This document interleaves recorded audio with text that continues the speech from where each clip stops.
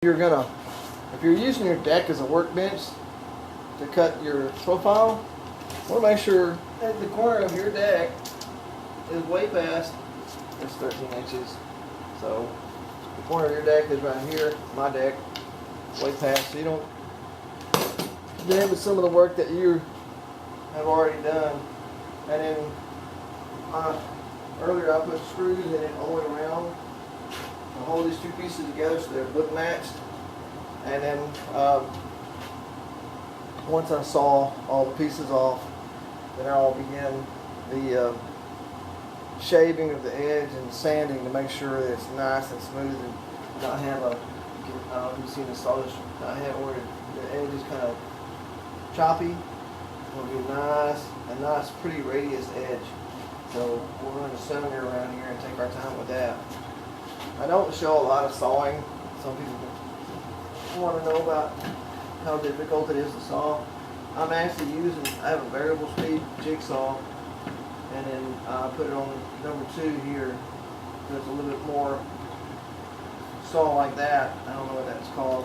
Trim carpenter too, I guess. And then I got a metal blade on here, so it doesn't rough up my wood too much. I don't know if I told you, but this one's going to be maple. We've had some, and you'll see the knot holes in it later. Some really cool bookmark knot holes. They look like squid or some kind of long-tailed bird. So here we go. Let's cut this thing out.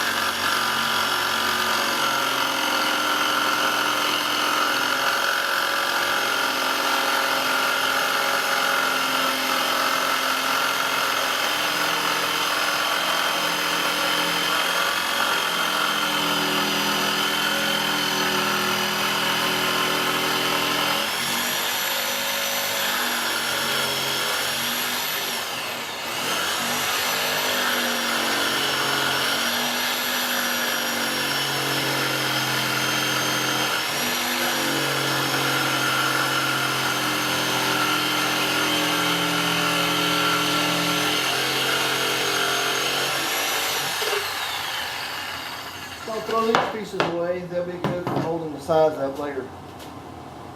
So now, these jigsaws always get a little bit all, I don't know, weird. The blade is running straight, and my table's straight, but you know, the sander will take care of that. Kind of ticks me off because that's a brand new jig saw. Alright. See y'all on the next video. Thanks for watching.